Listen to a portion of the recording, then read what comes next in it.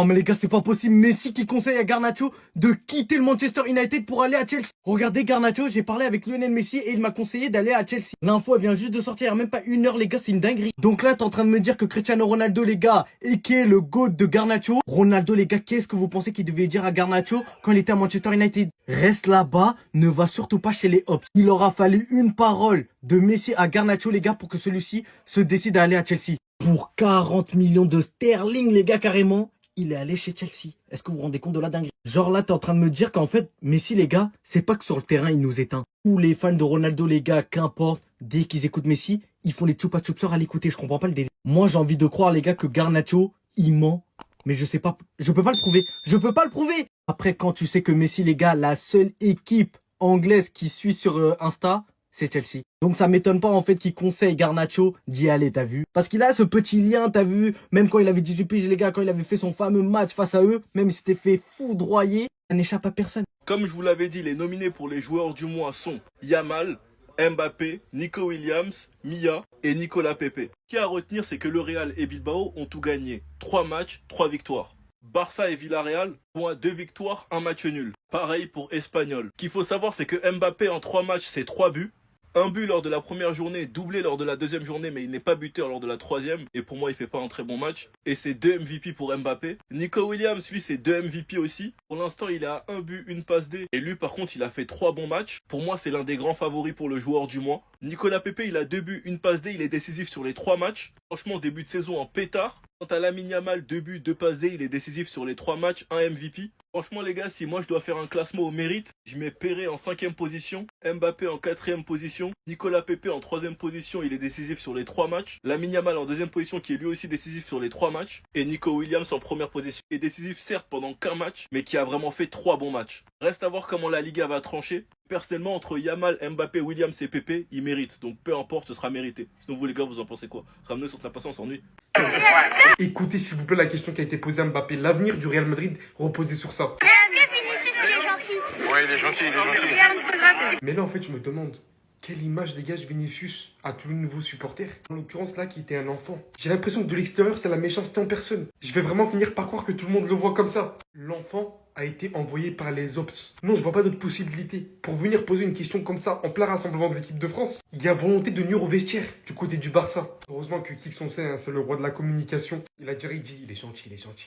Maintenant il réfléchit même plus en plus. En une seconde, c'est sorti. Bien évidemment, on plaisante. Les questions des enfants peuvent être hilarantes. Et je trouve ça mignon à la fois. Tellement loin de savoir ce que les supporters âgés pensent vraiment de tout ça. De tout ce qu'on est capable de sortir sur eux après un mauvais match. Qu'ils ne s'entendent pas ici et ça. En tout cas, ça fait vraiment toujours autant plaisir de voir Kylian Mbappé ne pas prendre le melon. Et toujours autant accorder du temps aux supporters, que ce soit même les enfants, prendre le temps de leur répondre. Je le dirai jamais assez, hein, mais sa personnalité est de très loin l'un des aspects que je kiffe le plus chez Kylian.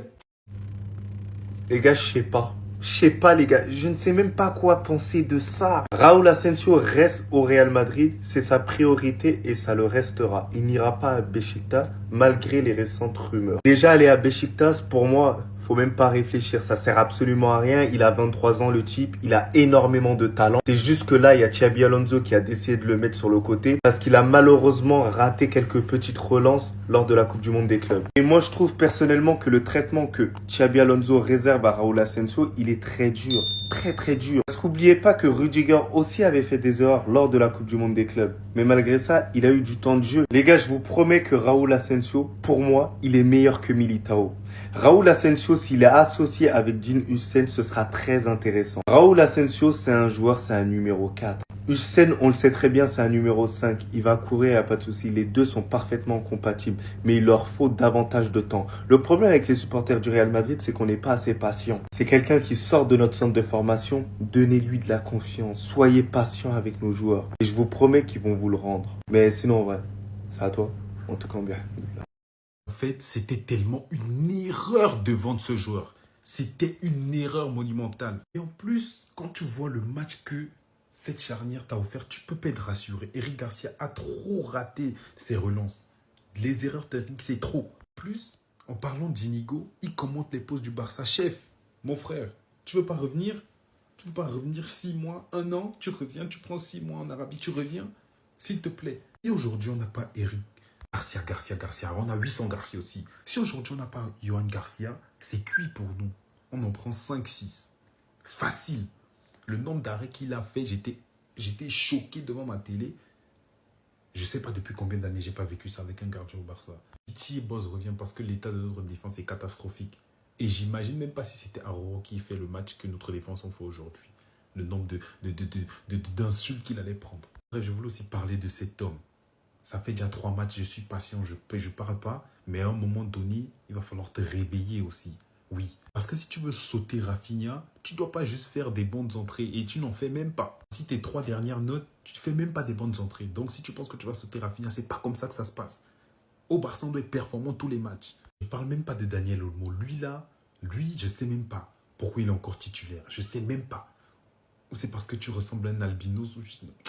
Je sais même pas pourquoi il est encore titulaire. Mettez-nous Fermín Lopez. En tout cas, Inigo, tu me manques. Tu me manques. La sérénité que tu nous apportais l'année passée en Liga. Vas-y, les dirigeants, les déco. Bon, j'avoue, on y allait un peu trop fort. Beaucoup trop fort même. Ça, c'est le total des clubs qui ont dépensé en première ligue pour ce mercato d'été.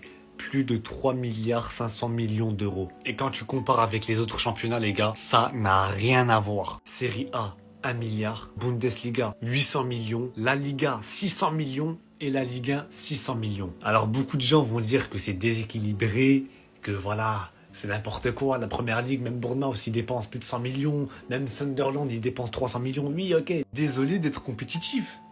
Désolé d'être compétitif, les gars, parce que oui, pour gagner, faut avoir un bel effectif, faut payer cher maintenant. Bon, les gens, ils vont dire, bah voilà, c'est normal qu'en première ligue, il y a plus de spectacles, vous êtes plus fort, c'est de la triche, en Ligue 1, regarde les pauvres. Et les pauvres de quoi? On s'en bat les couilles. S'ils ont pas d'argent, c'est notre faute. On doit leur faire des cagnottes, on doit faire des dons. Alors, faut enculer. À un moment donné, les gars, on veut bien, la première ligue, c'est boosté. Le football, il vient de là-bas. C'est vrai qu'en Ligue 1, vous me faites de la peine, mais c'est bon. Après, tout ce que les clubs gagnent aussi, les droits TV, les maillots, les joueurs, tout. Les gens, ils oublient ça. Le marketing, les trophées gagnés aussi. Vous voyez 3 milliards, mais les 3 milliards, les gars, ils vont être rentables.